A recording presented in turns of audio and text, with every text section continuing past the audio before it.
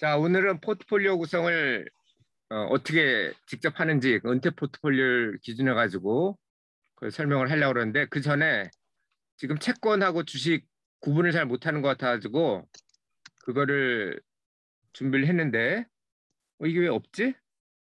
여기 있네. 주식하고 채권 구분을 잘 못하는 것 같은데 주식하고 채권이 어떻게 달라? 크리스부터 얘기해봐. 주식은 주식은 더 위험성이 크고 채권은 더 안정적이고. 제이팍은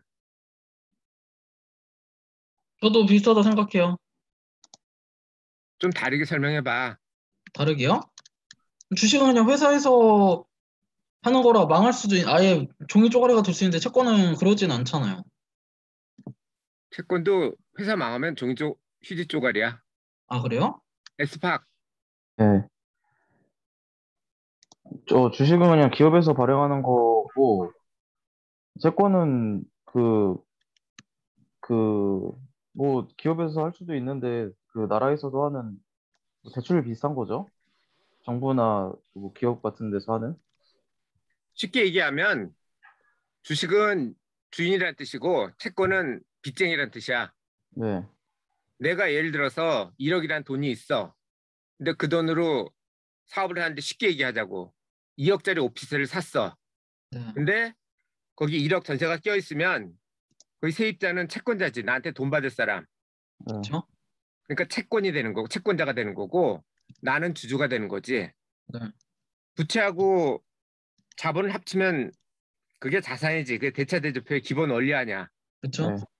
그래서 대차대조표의 자산은 2억 오피스텔이 잡히는 거고 주식은 1억. 그게 내 돈이고 나머지 1억. 그게 채권이라고 저기 세입자가 갖고 있는. 네.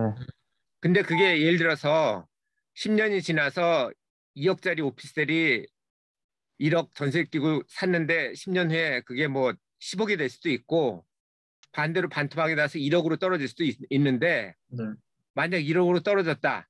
그럼 주가는 0이 되지. 네. 반대로 오피스텔이 10억이 됐다. 그럼 주가가 1억 9억이 빼고 되죠. 9억이 되는 거고. 네. 근데 만약 1억으로 떨어졌으면은 1억은 안전하지. 네. 그러니까 세입자가 1억 빼 나갈 수가 있다고. 최악의 그 집을 사버리면 되니까 그 경매를 넘겨서. 근데 그게 만약 5천만 원이 됐다 그러면 채권자도 손해를 보지. 반토막이 나는 거지. 네. 만약 그 집이 다 날라갔어. 그러면 채권도 휴지가 되는 거야. 그래서 주식하고 채권 중에서 뭐 주식보다 채권이 안전하다. 그건 같은 회사인 경우는 사실이야. 예를 들어서 삼성전자 주식하고 삼성전자 채권 그러면 삼성전자 채권이 안전해. 근데 반대로 삼성전자 주식하고 지금 망하기 직전에 있는 회사의 채권하고 어느 게 더 안전할까? 삼성 주식이 낫죠. 그렇지. 그러니까 같은 걸 비교해야 안전하고 뭐 어떤 거는 덜 안전하고 이런 거지 주식이 꼭 뭐 위험하다. 그건 아니야. 같은 회사 주식이면 주식은 오를 가능성도 있고 떨어질 가능성도 있다. 채권보다는 그거고 채권도 회사가 망하면 휴지 조각이다. 그걸 알고 있어야 돼. 그게 재무제표에서 부채와 자본과 네. 그리고 자산 이 세 가지를 비교해 보면은 알 수 있을 거야. 이해 돼 이제? 네. 나는 이해가 안 되는데. 이해 안 되는 거 물어봐. 뭐가 이해가 안 되는지도 모르겠어. 자, 채권은 보통은 액면가가 있어. 10,000원짜리 채권이면은 일반적으로는 뭐 이자율이 시장가로 되겠지. 뭐 2%다 그러면 1년 후에 2% 이자와 10,000원을 주는 거지. 그러니까 1,200원을 돌려주는 거지. 그게 채권이고 주식은 액면가가 있기는 해. 보통 5,000원이고 500원일 수도 있고 뭐 그런데 어쨌든 5,000원이라고 치면 만기가 없어. 주식은 갚는 돈이 아니야. 그냥 갖고 있는 거지.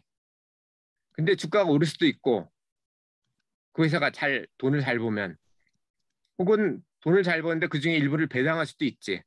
그러니까 채권자는 이자를 받아. 그리고 기간이 끝나면 원금까지 받는 게 채권이고 주식은 원금은 못 받아. 다만 배당은 받을 수도 있어. 그리고 원금 상환을 위해서 만든 게 주식시장이고 주식시장은 원금 상환이 원래 안 되기 때문에 주식을 살려는 사람하고 팔려는 사람끼리 사고 팔기 때문에 채권보다는 그 등락이 심해. 채권은 어쨌든 갖고 있으면 만기 되면 주니까 굳이 안 팔아도 되지만 주식은 만기가 없거든. 그래서 현금이 필요하면 원금이 필요하면 무조건 시장에서 팔아야 되는데 시장에서 팔다 보니까 시장이 뭐 장이 좋다 그러면은 뭐 원래 가격보다 비싸게 팔 수도 있고 장이 나쁘다 그러면 원래 가격보다 더 싸게 살 수도 있는 거지. 그래서 주식에서 가치를 아는 사람이면 주식에서 돈 벌 확률이 더 높아. 그러면 회사 입장에서는 주식을 더 많이 하지 채권을 더 하는 걸 싫어하겠네. 회사가 예를 들어서 ROE가 뭔지는 알지? 네, ROE 모르는 사람 있어 여기? 크리스요. 크리스, ROE가 뭐야?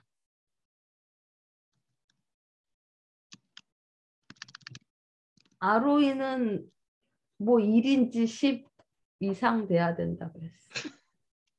ROE는 자본 이익률이야. 예를 들어서 내가 2억짜리 오피스텔을 1억 전세 끼고 1억이라는 내 자금을 가지고 샀으면 그게 예를 들어서 2배가 됐다 그러면은 4억이 됐으니까 자본이 1억에서 3억으로 늘었지. 그러니까 ROE가 300%가 되지. 내가 투입한 자금에 비해서 얼마나 늘었느냐 그게 ROE라고. 뭐 하다가 지금 ROE가 나왔냐 근데. 이해 안 된다고 해서요. 뭐가 이해가 안 되지? 다 이해 안 된다 했던 것 같은데요. 주식과 채권 이제 이해됐어. 내가 회사에서는 그러면은 될 수 있으면 주식을 발행하지 채권을 발행하는 게 싫겠네. 그렇게 얘기했어. 그럼 회사에서는 뭐를 발행하는 걸 좋아할까?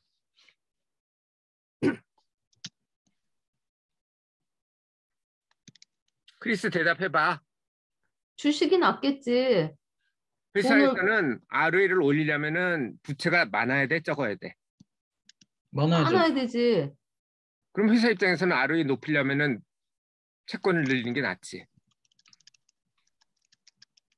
그래? 그렇잖아. 전세 끼고 살 때 전세가율이 높은 게 투자자 입장에서 높은 게 좋아, 낮은 게 좋아. 높은 게 좋지. 지금 갭 투자가 자기 자금 거의 없이 전세 끼고 사는 게 그게 갭 투자 아니야. 그게 ROE 높이려고 하는 방법인데, 투자 방법인데. 회사 입장에서는 보통은 ROE가 높은 거를 선호를 한다고. 주주들이 ROE 높은 걸 좋아하고 우리가 투자할 때도 ROE 높은 거를 가급적이면 사. 그 워런 버핏 같은 경우는 ROE가 15% 이하는 사지도 않아. 검토도 안 해. 근데 ROE 높은 게 꼭 좋은 건 아니야. 왜 안 좋을까? 그만큼 빚이 많으니까 망할 수도 있죠. 그렇지. 리스크가 커. 그러니까 채권에 비해서 주식이 리스크가 큰 것처럼 똑같아. 그래서 회사 입장에서는 ROE를 높이려면 레버리지를 많이 써야 되니까 채권을 늘리는 게 좋고 반대로 이 회사가 돈을 못 번다. 리스크를 줄이려고 그러면은 주식을 발행하는 게 나은데 주식을 발행하면은 주식 팔려는 사람이 늘 거기 때문에 주가에는 악재지. 그래서 증자를 하면은 주가는 떨어져. 그 반대가 자사주 소각인데 자사주 소각을 하면 당연히 주가가 오르지. 왜냐하면 네. 팔려는 사람이 이제 줄 거니까. 그리고 자사주를 사야 되니까 살려는 사람이 늘지. 그래서 주가는 올라. 그리고 ROE도 늘어. 왜 늘까 ROE가?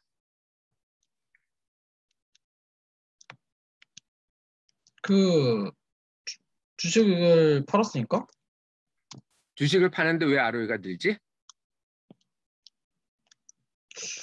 음,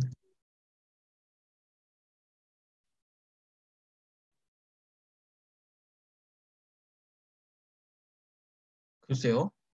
ROE가 뭐야? 자본분의 이익이지. 네. 자본이 지금 줄어들잖아. 주식을 팔면은 자본이 줄니까 분모가 줄니까 ROE는 늘 수밖에 없지. 음, 그래서 하는 방법이 네. 보통 주가를 관리하는 그런 회사 같은 경우는 배당하는 것보다 자사주 소각을 해. 자사주 소각하면은 ROE가 늘고 주가가 오르는 효과가 있어. 돈 들어가는 건 똑같은데 배당을 하면 돈 들어가는 건 똑같은데 세금으로 또 빠져야 되지. 배당하려면 먼저 세금이 나가야 되니까. 그렇죠.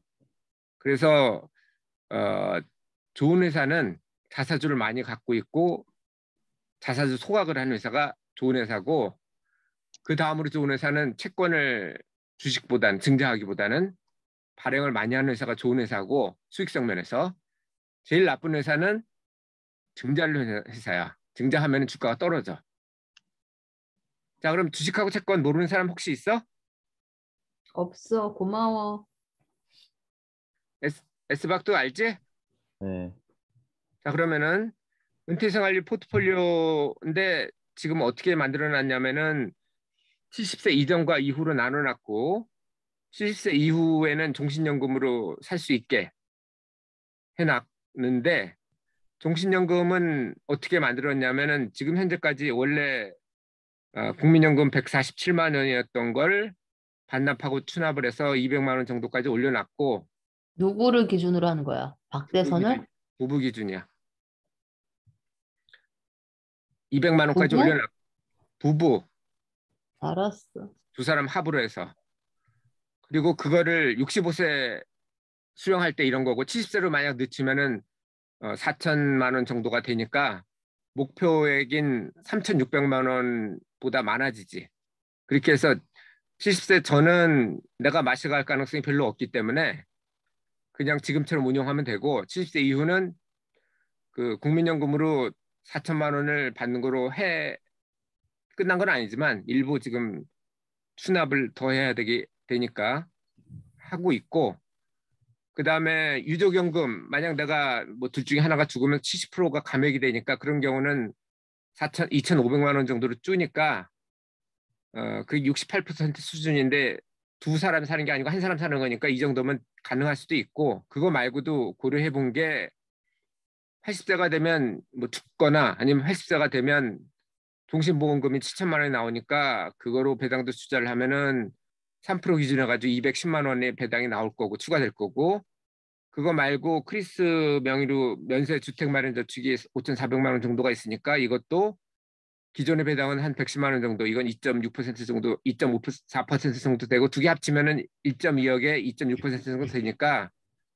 그거 500만 원 정도를 합치면 뭐 3천만 원 가까이 되니까 이 정도면은 내가 보기에는 별 문제가 없을 것 같고 그리고 70세 이후에는 뭐 70세 이후거나 아니면 뭐 내가 마시 가는 경우는 배당주 투자를 계속해서 4% 정도 인출을 하면은 원금이 계속 늘어나니까 보통 10% 정도로 오를 거로 보는데 인플레이션 2% 빼도 8% 남고 그중에 4% 빼도 4%씩은 늘어난다고 봐야 되니까 뭐 별 문제는 없을 거고 이거는 뭐 나는 뭐 손주가 있으면 손주한테 상속하고 안 하면은 기부를 할 거고 이거에 대해서는 별 특별한 문제가 없을 거야. 여기 질문 있는 사람 있어?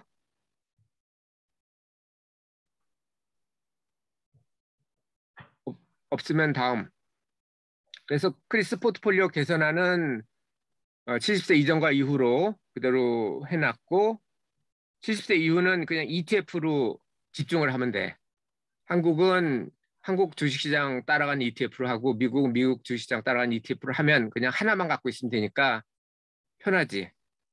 그리고 그 전에는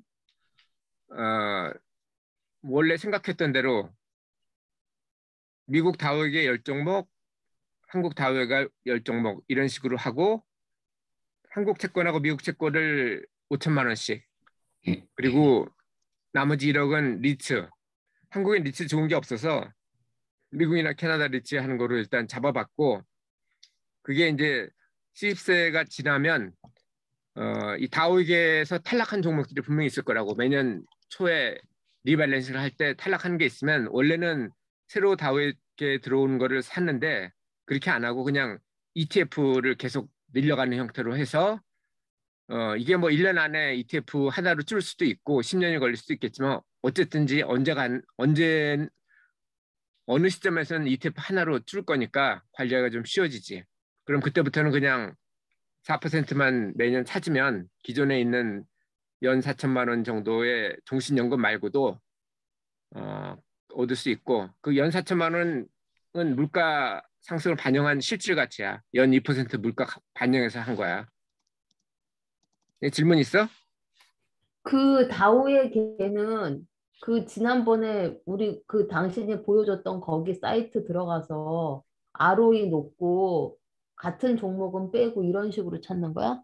그건 다음 장에 있어. 알았어. 질문 없으면 다음으로 넘어간다. 자, 그래서 70세 이후로 보면 기존에 투자하고 있는 거로 따지면 연 2,200만 원 정도의 이자나 배당 소득이 나오고 거기를 구체적으로 보면 한국하고 미국 반반씩으로 했을 때 미국이 5억 기준에서 800만 원 정도 이자나 배당이 나오고 한국은 이자나 배당이 1,500만 원 정도 이렇게 나오는데 한국에는 그 시장 따라가는 게 타이거 200 ETF인데 타이거 200 ETF를 꼭 해야 되는 건 아니고 타이거 200 ETF 거나 혹은 이거보다 더 좋은 거 뭐가 좋은지는 좀 이따 할 거고 지금 타이거 ETF를 어제는 아니고 이번 주 언제인지 모르겠는데 그때 기준에서 보면 2.2% 배당을 해. 그러니까 타이거 200 ETF가 39,755원이었고 그때 기준에 가지고 1년 동안 받은 배당 합치니까 870원이더라고. 그러면은 2.2% 정도가 되고 ETF를 할 때 중요한 거는 이건 매년 수수료를 내야 돼. 0.05%고 미국 같은 경우는 0.03%도 더 적지. 네. 그리고 종목 기호는 타이거 200 ETF는 102110이고 미국 S&P 500 ETF는 VOO 요건데 어쨌든 꼭 이걸 하라는 건 아니고 이거거나 이거보다 더 좋은 게 있으면 그걸 하면 되고 미국 S&P 500 ETF 뱅가드 거를 보면 지난주 기준에 432불이었는데 1년 동안 배당 나온 게 5.29불이었으니까 이건 1.2%가 되고 여기에 40% 타이거 200에 40% 그리고 리츠는 맥켈리 인프라를 한국은 보니까 지난주에 5.2% 배당을 했었고 시가로 따졌을 때 그리고 채권은 CMA에다 넣으면 0.6% 이자가 나오는데 리츠하고 채권을 왜 해야 돼? 주식을 안 하고. 안정적이니까요. 이거는 뭐 몇 번 얘기했지만 주식은 등락이 심해. 그래서 내가 필요할 때 주식이 좋으면 그냥 주식 팔아서 쓰면 되는데 내가 돈이 필요할 때 주식이 뭐 똥값이다 그러면 팔아서 쓰지 않으려고 리츠나 채권을 하는 거야. 이 세 가지가 동시에 나빠질 수는 없어. 어쨌든 내가 돈이 필요한 시점에 주식 시장이 좋으면 그냥 주식 팔아서 쓰면 되고 주식 시장이 안 좋으면 채권을 팔거나 리츠를 팔면 돼. 그래서 70세 이후에도 주식 80% 리츠 10% 채권 10% 이렇게 나누는 이유가 그거야. 그거는 관리할 필요가 없거든. 그냥 갖고 있으면 되는 거니까. 주식은 교체 매매를 해야 되는 그런 문제점이 있었는데 그거를 ETF로 그냥 넣어버리고 대신 수수료는 0.03%나 0.05%를 줘야 되겠지. 근데 뭐 이거 주더라도 펀드에다 투자를 하면은 2% 내야 되는 것보다 훨씬 낫지. 그래서 이렇게 만들었는데 미국을 보면 리츠가 리얼 에스테이트 리츠 보니까 이거는 종목 기호가 VNQ였고 수수료가 이건 좀 비싸지 0.12% 그래도 펀드보다는 훨씬 낮고 그리고 배당 수익률은 2.93%였고 채권 ETF도 마찬가지인데 이것도 수수료가 0.05%고 SCHP 이게 그 물가 연동 국채를 한 건데 SCHP네. 이거 배당 수율은 3.56%였어. 물가가 많이 올랐기 때문에 그런데 일단 이렇게 낮고 여기 질문 있는 사람. 한국이 미국보다 2배 이상 많은데 왜 이걸 나눠서 해야 돼? 2배 이상 많다는 게 뭐야? 아니, 한국을 50%, 미국 50%인데 5억 기준으로 해서 한국은 1,460만 원인데 환율 계산해야지. 미국은 805만 원이잖아. 근데 이거는 굳이 이건 배당하고 이자만 이렇다는 거고 주가 오르는 건 여기 넣은 게 아니지. 그러면은 이렇게 하는 이유는 미국이 주가가 오를 가능성이 훨씬 높기 때문에 당장 얻는 이자는 적더라도 이렇게 분산해서 하는 거야? 미국은 원금이 불어나고 한국은 이자가 많아서? 최근 20년 지나면 둘 다 비슷해. 둘 다 연 10% 정도였어. 그러니까 미국이든 한국이든 어느 쪽이든 하든 상관없지만 한국 정책 지금 나오는 거하고 미국 정책 나오는 거 보면은 미국이 훨씬 더 시장 친화적이야, 한국보다. 그리고 두 번째, 미국에 분담국가잖아. 미국이 더 좋은 회사들이 더 많어. 코카콜라, 뭐 애플, 테슬라. 한국에 코카콜라나 애플이나 테슬라 같은 회사가 있어? 없죠. 그러니까 장기 여태까지 지속된다 그러면은 미국이나 한국이나 똑같이 해도 돼. 하지만 한국은 10년에 한 번씩 뭐 한 환율이 반토막이 날 수도 있지. 그럴 때 리밸런싱을 하기 위해서 일단 나눠 놓은 거고 첫 번째는. 두 번째는 앞으로 미국이 더 한국보다 더 잘 나갈 가능성이 높아. 배당이나 이자만 따지면 한국이 낫지. 하지만 그 주가 성장까지 고려하면 한국하고 미국하고 여태까지 같았고 앞으로 미국이 더 좋아질 거라고 난 보고 그리고 환율 리밸런싱을 하려면 미국을 꼭 껴야 돼. 근데 만약에 내가 30살이나 40살이라면 앞으로 살 날이 많으니까 그렇지만 이제 기껏 70세면 살아야 10년인데 그거 차라리 그냥 배당하고 이거 2배로 받는 게 낫지. 배당 안 앞으로 받고 그냥 팔아서 4% 빼라고 그랬잖아요. 내가 분명히. 뭐 어떻게 했다고? 아까 내가 얘기했지. 그 종신연금 4천만 원 받고 응. 그리고 이 포트폴리오에서 4%를 빼라고 그랬잖아. 매년. 그래도 4%씩 는다고. 그 4%에는 여기 얘기하는 2천만 원도 들어가고 왜냐면 이건 현금이니까 그냥 빼야지. 그리고 나머지 그게 4%면은 뭐 한 2천만 원 정도가 될 텐데 2천만 원은 어차피 리밸런싱을 하면서 팔아서 딴 거 살 거잖아. 아까 다우에서 탈락하는 종목을 팔아가지고 ETF를 산다고 그랬지. 응. 팔면 현금이 생기지. 응. 그 중에 2천만 원 찾으면 되잖아. 나머지만 그 ETF를 더 사고. 알았습니다. 자, 그럼 질문 없는 걸 보고 다음으로 넘어간다. 70세 이전은 지금으로 가는데 이거는 아까 얘기했처럼 주식 40%, 타이거 200 ETF, S&P 500 ETF 이게 40%씩 하고 거의 기준은 아까 얘기한 것처럼 퍼 10 이하, PBR 1 이하, ROE 15 이상, 배당 수익률이 1년 예금 금리 이상, 그게 2.7%야 지금은. 네. 그리고 리츠하고 채권 5%씩 이렇게 하면 됐지? 네. 질문. 질문 없으면 다음으로 가고. 한국 주식 선택은 지금 아까 얘기한 그 기준 가지고 했는데 배당 검토는 이 네이버에서 한다고 이렇게 돼 있고 저번에 한번 했지 기억나지? 카페 그리고 기억나요? 장기 추세는 아이투자인데 질문해보자. 아이투자 가입한 사람 있어 여기? 3명 중에? 전 어떻게 하는지 몰라서 안 했는데. 나머지 전 안 둘은? 했어요. 전 안 했어요. 에스바 저도 안 했죠. 왜 안 하는 거야? 네이버 비밀번호 찾아야 돼요. 네이버 아이디가 없어요. 네이버가 아니고 이건 아이투자거든. 아이투자닷컴 가면 할 수 있거든. 이메일 주소만 넣으면 되거든. 아, 그래요? 그럼 이따 할게요, 바로. 이거 근데 이번 당신이 가입하란 소리 안 했잖아. 가입하라고 몇 번 얘기했거든. 나한테? 너한테는 모르겠는데 네 두 아들한테는 했거든. 봐봐, 그러면은 공정하지 않지. 다른 사람들한테는 몇 번씩 하라고 그러고 나한테는 한 번도 얘기 안 해놓고 가입했냐고 물어보면 안 되지. 너는 저번에 교육이 안 들어왔잖아. 저도 안 들었잖아요. 언제 내가 교육이 안 들어왔어? 난 교육 빠진 적 단 네 한 번도 아들들만 없는데. 교육할 땐 너는 안 들어왔었잖아. 아, 이전에? 어쨌든 아이투자 이번 주에 이거 매일 일주일에 한두 번 정도씩 보내주는데 이번 주에 보내준 것 중에 어떤 주식이 좋다라는 걸 보내준 게 있어. 근데 그걸 무조건 살 필요는 없고 거기에 동의하는 경우만 하면 돼. 그러면은 시간을 줄일 수 있겠지. 시간 투자하는 거를. 네. 그래서 여기 아이 투자를 가입을 한다고? 어떻게 하는데? 이메일 주소 아이 투자 친 다음에 이메일 주소 치면 나오지. 그래?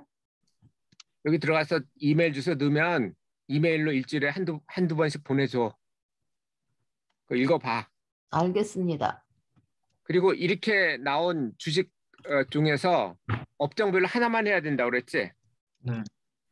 겹치지 않게 하는데 업종에 만약 2개가 있다 그러면 그중에 뭘 해야 될까? 다우에게서도 우선순위인 거? 예를 들어서 다우에게 내가 볼 때는 아마 삼성전자하고 하이닉스가 둘 다 들어올 거야. 둘 다 네. 업종에 같지? 네. 그럼 둘 중에 뭘 골라야 돼? 그러면은 그래도 ROE가 높은 거니까요. 에스박. 네? 둘 중에 삼성사에서 왜? 1등수니까. 같이 투자하는 게 아니잖아요, 지금. 크리스. 응? 지금 같이 투자하는 거 맞고 크리스는 뭐 그래요? 사야 돼? 가치 투자가 뭔데? 1등이 주식을 사는 게 아니라 그 회사의 가치를 보고 투자하는 거야. 가치 투자하면은 삼성이겠지. 왜 삼성이야? 여보, 요새 하이닉스 좋다는 뉴스가 안 나왔잖아. 자, 성장주하고 1등주, 가치주 투자하는 방법이 있는데 성장주는 그 주가가 재무제표에 비해서 너무 높은 게 성장주고 가치주는 주가가 재무제표에 비해서 낮은 게 가치주야. 그래서 지금 한국 주식 선택을 크리스 포트폴리오에는 다우에게를 한다고 그랬으니까 가치주가 걸릴 가능성이 높아. 그렇지?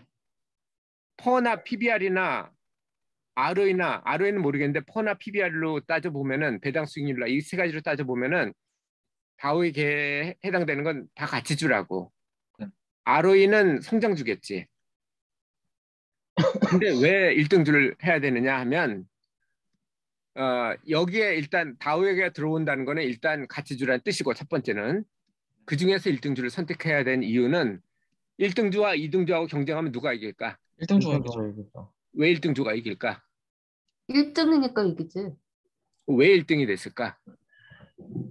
1등주가 2등주에 비해서 가지고 있는 규모가 자본력도 커서 많고 그런 R&D 하는데도 더 많은 돈을 투자할 수 있으니까 경영가 항상 앞서갈 수밖에 없죠. 1등이 됐겠지. 예를 들어서 치약회사가 있다고 쳐. 치약회사의 원가하고 그러니까 원가 차이가 얼마나 날까? A라는 치약회사, B라는 치약회사의 원가가 얼마나 차이가 날까? 원가는 거의 차이가 없겠지. 근데 왜 가격이 다를까? 경영을 잘했겠지. 광고하는 데 아니면 쓰는 돈. 시장 판로를 잘 개척했든지. 임금. 제이박은 저는 원가 차이 있는 것 같은데요. S박 인풋이 많이 들어가잖아요. 광고 같은 것도 당연히 더 많이 하고 더 많은 회사 직원들 갖고 있으니까. 원가는 거의 차이 없어. 네. 그러니까 저기 슈퍼에 갔을 때 2불짜리 치약이나 1불짜리 치약이나 별 차이 없다고. 차이는 사람들의 마켓시어라고. 마켓시어가 네. 크면 예를 들어서 콜게이트 같은 회사는 2억 개를 만들어 가지고 팔고 그리고 잘 모르는 회사는 2억 개가 아니고 뭐 한 2천 개 정도를 만들어서 팔 거라고. 네. 지금 저 10분 남았으니까 빨리 끝내야 되는데 그런데 2억 개 만든 사람은 광고를 예를 들어서 성화가 얘기했던 것처럼 네. 광고비를 많이 지출할 수 있지. 2억 개에 대해서 지출하니까 1센트만 해도 얼마야. 근데 2천 개 만든 사람은 1센트가 아니고 10센트를 해도 광고비가 충분하지가 않지. 네. 그러니까 결국은 1등주가 똑같은 가격을 해도 더 많이 팔리고 더 이익이 많이 늘어. 왜냐면 네. 원가 차이는 안 나지만 광고비 차이가 엄청나게 차이가 나기 때문에 그래. 네. 그래서 가치주에 들어가서는 그중에서는 업종 1등주를 선택해야 돼. 오케이? 네. 자, 일단 지금은 빨리 끝낼 거니까 질문 나중에 받을 거니까 넘어간다. 미국 주식 선택도 똑같아. 똑같은데 그 사이트만 달라. 마이크로 트렌드라는 데서 하면 그냥 가입 없이 쓸 수 있어. 그럼 이것도 가입해야겠네? 이건 가입하는 게 아니라니까. 가입하려면 돈 내야 되는데 돈 내면서 얼만데? 몰라. 나는 안 내고 안 써. 엄마 나 그냥 바쁘니까 제발 끊지 좀 말고 알았어. 해. 어쨌든 이거는 가입하려면 해. 근데 돈 내고는 하지 마. 오케이? 질문 없지? 없어. 자, 그래서 포트폴리오 리밸런싱인데 이게 중요해. 일단 미국하고 한국 나눈 이유는 환차손이 날 가능성이 높아. 그러니까 IMF 같은 경우는 반값이 났다고. 그때 환율이 2,000원까지 올라갔어. 그리고 주식은 반토막 이하로 떨어졌고. 그러니까 IMF 같은 게 다시 한번 발생한다면 그건 럭키한 거야. 4분의 1 값으로 살 수가 있다고. 1년 후에 4배가 올랐어.